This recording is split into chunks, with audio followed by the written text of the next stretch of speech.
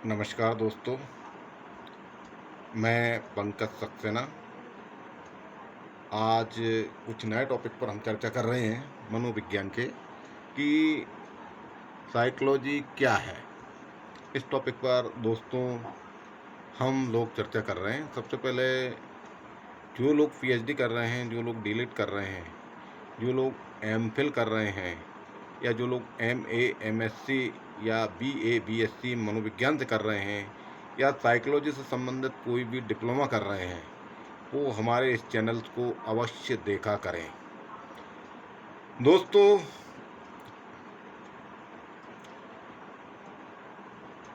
कल लोकसभा का चुनाव है। सूरज की प्रथम किरणों के साथ हम सभी लोगों को मिलकर मतदान करना है। कल चाय पीने से पहले पहले सुबह उठकर हम लोगों को अपने मताधिकार का उपयोग करना है। चलिए अब हम आप बात करते हैं साइकोलॉजी क्या है, यानी मनोविज्ञान क्या है, इस बारे में, और मनोवैज्ञानिक कैसे बने, इस बारे में भी आज आपको बता रहे हैं। दोस्तों, हर व्यक्ति की यह इच्छा रहती है कि हम किसी दूसरे व्यक्ति के दिमाग के बारे में या उस व्यक्ति में के दिमाग में क्या चल रहा है, वे क्या सोच रहा है, उसकी क्या भावनाएं हैं, यह जान सकें। लेकिन किसी दूसरे के मन की बातों को आसानी से समझ लेना हर किसी के बस की बात नहीं होती है। ऐसा करने के लिए आपको साइकोलॉजी पढ़ना होगा, तब आप एक मनोवैज्ञानिक बन पाएंगे और दूसरों के मन की बात भी जान पाएंगे। आपके साथ यह जानकारी साझा करने जा रहे हैं कि साइकोलॉजी क्या है, मनोवैज्ञानिक कैसे बने, मनोविज्ञान कितने प्रकार की होती है, आदि सभी जानकारी आपको मनोविज्ञान के बारे में हम बताने जा रहे हैं। अब सबसे पहले हम बात कर लेते हैं साइकोलॉजी क्या है, मनोवैज्ञानिक क्या है या साइकोलॉजी क्या है, इस बारे में हम बातचीत करते हैं। मानव मस्तिष्क और उसके कार्य अध्ययनों को समझने का एक वैज्ञानिक तरीका है, वो मनोविज्ञान है। यानी कि मनोवैज्ञानिक मानव दिमाग व्यवहार की विज्ञान है। यह मनुष्य की चेतना, अचेतना अवस्था, भावनाओं, सोच, खुशी, गम आदि का अध्ययन हम करते हैं। साइकोलॉजी एक विस्तृत विशेष अध्ययन है जिसमें इंसानी मस्तिष्क, उनके कार्य करने का तरीका, इंसानी व्यवहार, इंसान की सोच, इंसान की भावनाएं और उसकी विशेषताओं का अध्ययन इसमें शामिल है, जिसे मनोविज्ञान कहते हैं। जो विज्ञान इंसान की भावनाओं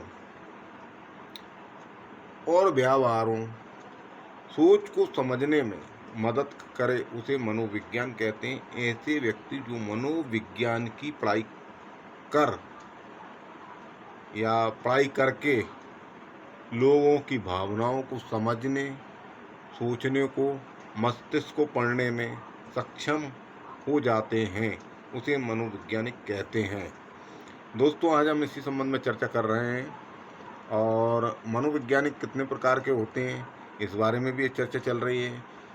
साइकोलॉजिकल और साइकोलॉजिस्ट 5 प्रकार के होते हैं, इनमें भी हम बात कर रहे हैं। नंबर पहला प्रकार का व्यक्ति होता है व्यक्तिगत मनोविज्ञान, जिसे हम पर्सनल साइकोलॉजी कहते हैं। मनोविज्ञान यानी व्यक्तिगत मनोविज्ञान के इस शाखा में इंसान की व्यक्तिगत सोचने की तरीके, व्यवहार में बदलाव, वर्तमान और पूर्व में आए परिवर्तनों और उसके कारणों, विशेषताओं पर अध्ययन या परीक्षण किया जाता है। अगला टॉपिक आता है सोशल साइकोलॉजी, सामाजिक मनोविज्ञान। ये नंबर 2 पर आता है। इस शाखा में इंसान की एक बड़े समूह या उसके पूरे समाज के विकास, सोच, समझने इत्यादि को समझने की कोशिश की जाती है। इसको हम क्या बोलते हैं? सामाजिक मनोविज्ञान, सोशल साइकोलॉजी। ये इसमें बात हुई है। अब जैविक साइकोलॉजी, बायोलॉजिकल साइकोलॉजी, इसको हम बात कर रहे हैं। ये नंबर 3 पर आता है। जैविक साइकोलॉजी में यानी यह अध्ययन किया जाता है कि शरीर के जैविक बदलाव, जैविक की प्रक्रिया हमारे दिमाग को कैसे प्रभावित करते हैं। नंबर 4 पर आता है क्लिनिकल साइकोलॉजी, नैदानिक मनोविज्ञान। इस बारे में मैं आपको बता रहा हूँ। यह साइकोलॉजी दिमाग की बीमारियाँ, मानसिक रोगी, मनोरोगियों को समझने और उसके इलाज करने में सहायता देती है।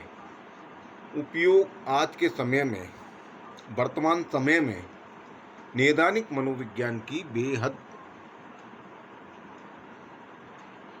किया जाता है। नैदानिक मनोविज्ञान आज के समय में बेहद किया जाता है, जिसका उपयोग आज के समय में बहुत अधिक किया जाता है, जिसको हम नैदानिक मनोविज्ञान कहते हैं। ये नंबर 4 पर था। अब नंबर 5 पर हम लोग बात करते हैं संज्ञानात्मक मनोविज्ञान या संज्ञानात्मक साइकोलॉजी भी बोलते हैं। अब हम संज्ञानात्मक साइकोलॉजी में इस शाखा में मनुष्य के सोचने की तारीखें, सोचने समझने की तरीके, निर्णय लेने के तरीके, वादों और समस्याओं के सुलझाने के पैटर्न के बारे में अध्ययन किया जाता है। इसके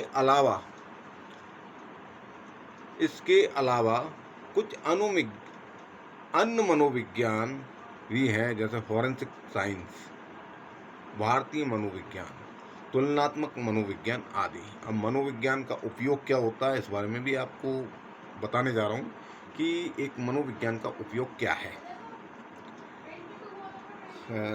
मनोवैज्ञानिक अध्ययन और रिसर्च का सबसे ज़्यादा प्रयोग आजकल मानसिक रोगियों को समझने में और उनका इलाज करने में, मानसिक विकास करने में किया जाता है।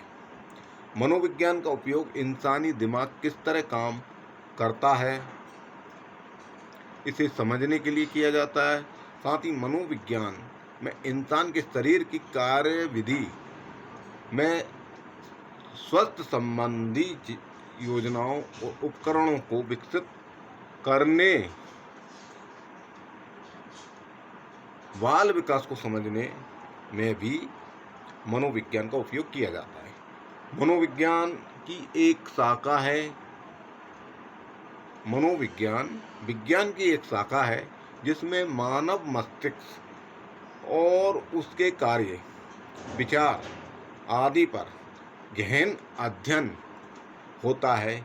किसी व्यक्ति की मानसिक स्थिति, मानसिक संतुलन, डिप्रेशन, प्रेशर, अनचाहे विचार, विकार, याददाश्त, सोच, भावनाएं, फीलिंग आदि सभी ऐसे कार्य जो मानव मस्तिष्क से संबंधित होकर ही इंसान कर पाता है, उन सभी के लिए मनोवैज्ञानिक उपयोग ही है। मनोवैज्ञानिक कैसे बने? हम ये प्रश्न भी आता है कि मनोवैज्ञानिक कैसे बने। चलिए आपको इस संबंध में भी जानकारी देते हैं कि एक साइकोलॉजिस्ट कैसे बने, मनोवैज्ञानिक कैसे बने। आज के समय में लोगों की लाइफ में बहुत तेज़ी से बदलाव आ रहा है और बदलते बदलाव के चलते तेज़ी से समस्याएं भी आ रही हैं और इसी कारण मनोवैज्ञानिक की आवश्यकताएं, संभावनाएं भी बढ़ती जा रही हैं। आज हर एक फील्ड में साइकोलॉजिस्ट की आवश्यकता बढ़ती जा रही है। यदि आप भी साइकोलॉजिस्ट बनना चाहते हैं तो आपको निम्न बातें होना जरूरी है। मनोवैज्ञानिक बनने के लिए सबसे पहले बैचलर ऑफ साइकोलॉजी 2 वर्षीय मास्टर ऑफ साइकोलॉजी कोर्स करना होता है। इसके अलावा मास्टर डिग्री के बाद स्पेशलाइजेशन भी करते हैं। इसके अलावा कम्युनिकेशन स्किल अच्छा होना चाहिए, धैर्यवान, आत्मविश्वास, अपने क्लंक को हैंडल करना, सुनना और समझने की योग्यता आदि भी होना चाहिए। यदि आप मनोवैज्ञानिक बनना चाहते हैं तो आप निम्न कोर्स कर सकते हैं, जैसे BA honours in psychology, MA MSc in psychology, PG diploma in psychology. मनोविज्ञान के फ़ायदे में भी आपको आज समझाना चाहूँगा कि हम अगर मनोवैज्ञानिक बन जाते हैं तो हमें क्या फ़ायदे हैं। इस बारे में भी हम बात कर रहे हैं। Benefit of psychologist. साइकोलॉजी की सहायता से मेंटल प्रॉब्लम, पागलपन को समझने में सहायता मिलती है। साइकोलॉजी की सहायता से इंसान के दिमाग में के काम करने के तरीके को जानकर इसके विकास और विकास में आ रही रुकावट को समझने में मदद मिलती है। मनोविज्ञान के द्वारा बड़ी से बड़ी कंपनियां लोगों से संबंधित आदतों के आधार पर अपने प्रोजेक्ट और उनके प्रमोशन के तरीके बनाती हैं। साइकोलॉजी अपराधी, आतंकवाद के समूह का साइकोलॉजिकल अध्ययन करके उनके खिलाफ बेहतर रणनीति तैयार करने, लोगों की कमजोरी जानकर उन्हें साइकोलॉजी के रूप में मजबूत बनाने आदि में किया जाता है। मनोविज्ञान की डिग्री के बाद जॉब, इस संबंध में अब हम कल चर्चा करेंगे। आज बस इतना ही। कल आप लोग देखना ना भूलिएगा, साइकोलॉजी फील्ड में नौकरी की कमी नहीं है, इस बारे में हम बताना चाहेंगे। मनोवैज्ञानिक की सैलरी कितनी होती है इस बारे में भी आपको बताएंगे। लेकिन सबसे पहले हम आप लोगों से निवेदन करते हैं कि जिन लोगों ने हमारे चैनल को सब्सक्राइब नहीं किया है वो सब्सक्राइब करें। हमारे चैनल कमेंट बॉक्स में आपको जो बातें पूछना है हमारे कमेंट बॉक्स में लिखें, हमें लाइक करें, कमेंट बॉक्स में लिखें, सब्सक्राइब करें।